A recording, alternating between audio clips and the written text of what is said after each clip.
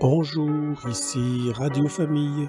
Voilà, c'est ma nouvelle émission pour partager la parole de Dieu, la bonne nouvelle du salut en Jésus-Christ. Je vous invite à écouter ces prochains messages en vous souhaitant beaucoup d'encouragement de la part de notre Seigneur et Sauveur Jésus-Christ.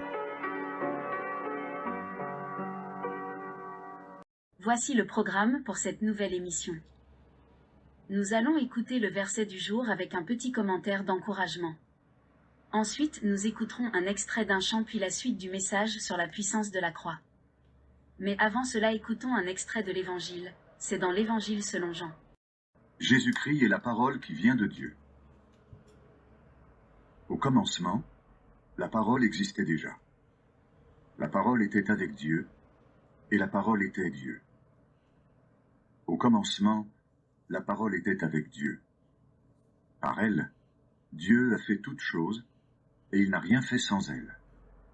En elle, il y a la vie, et la vie est la lumière des êtres humains.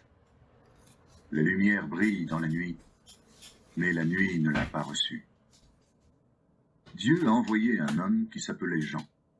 Il est venu comme témoin pour être le témoin de la lumière, afin que tous croient par lui. Il n'était pas la lumière, mais il était le témoin de la lumière. La parole est la vraie lumière. En venant dans le monde, elle éclaire tous les êtres humains. La parole était dans le monde, et Dieu a fait le monde par elle, mais le monde ne l'a pas reconnue. La parole est venue dans son peuple, mais les gens de son peuple ne l'ont pas reçue. Pourtant certains l'ont reçue, et ils croient en elle. À cela, la parole a donné le pouvoir de devenir enfants de Dieu. Et ils sont devenus enfants de Dieu en naissant non par la volonté d'un homme et d'une femme, mais de Dieu. La parole est devenu un homme, et il a habité parmi nous. Nous avons vu sa gloire. Cette gloire, il la reçoit du Père. C'est la gloire du Fils unique, plein d'amour et de vérité. Jean est son témoin. Il affirme d'une voix forte: « C'est de lui que j'ai parlé quand j'ai dit « L'homme qui vient après moi est plus important que moi, parce qu'il existait déjà avant moi. » Oui. Nous avons tous reçu une part de sa richesse, nous avons tous été remplis de son amour, et de plus en plus.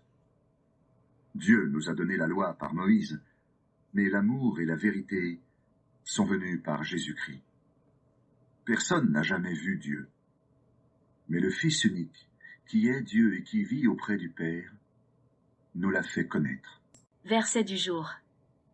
Livre de l'Ecclésiaste, chapitre 1, verset 8. Toutes choses sont en travail au-delà de ce qu'on peut dire. L'œil ne se rassasie pas de voir, et l'oreille ne se lasse pas d'entendre. En Christ est le véritable repos et la paix. Tout est accompli. La Bible dit qu'il est la parole de Dieu. Vous savez que la parole, là je suis en train de vous parler, quand je vous parle, qu'est-ce qui se passe? C'est pour illustrer que Jésus est la parole de Dieu, ce que je vais vous dire là. Quand je vous parle, je prends des paroles qui sont en moi, c'est en moi, et puis ça sort de moi. Je vous les donne, ces paroles. Donc je prends du temps, je me suis préparé, etc. Je suis venu ici.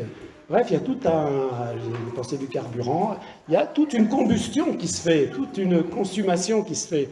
Et là, je vous parle, et la parole qui était en moi, qui sort de moi, la parole sort de moi. Et elle va vers vous. Elle arrive à vos oreilles. Et de vos oreilles, elles peuvent arriver dans votre cœur. Et bien, c'est ça. C'est difficile à comprendre, mais je vais essayer d'expliquer comme ça.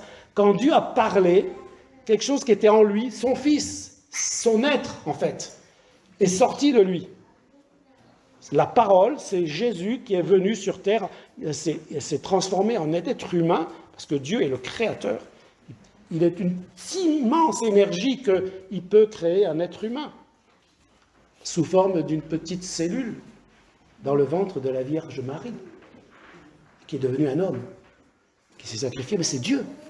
C'est la parole de Dieu qui a produit cela. Là, en ce moment, quand je vous dis ces choses, ça peut être une petite graine qui tombe dans le cœur de quelqu'un et qui va produire une nouvelle naissance, un être nouveau, quelqu'un qui est qui est différent de ce qu'il était avant. Ça pouvait être un alcoolique, un menteur, un tricheur, un voleur, un méchant, un colérique. Et puis d'un seul coup, cette petite graine vient, à travers cette parole, parce que la parole de Dieu est une semence incorruptible. Et elle va produire la vie éternelle. C'est pas merveilleux?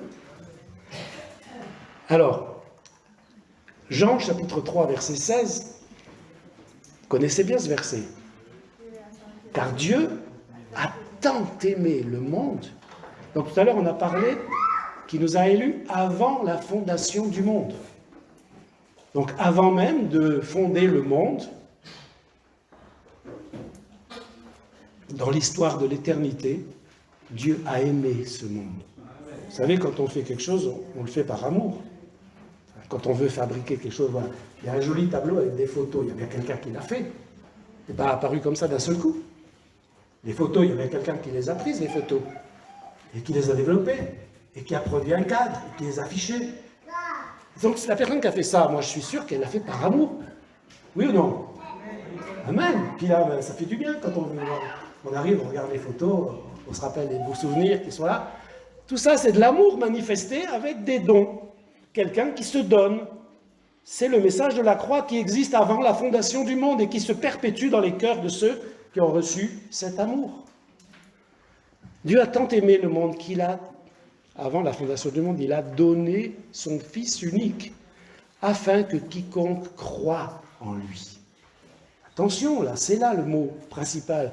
Quiconque, ça s'adresse à vraiment. Il n'y a pas d'exception. Mais l'exception vient juste après. Croit.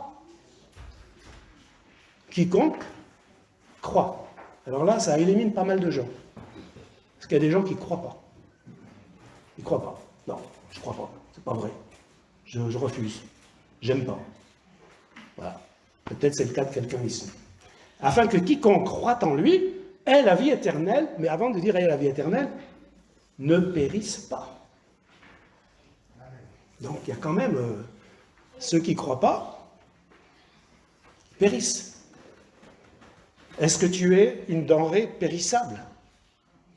Vous savez que dans les choses qu'on achète, il y a une date limite de consommation parce que c'est périssable. Si vous laissez trop longtemps, ça se transforme en pourriture. Et c'est pas beau, ça sent pas bon. Donc si tu ne crois pas, bientôt tu ne vas pas sentir bon. Tes actes vont sentir mauvais.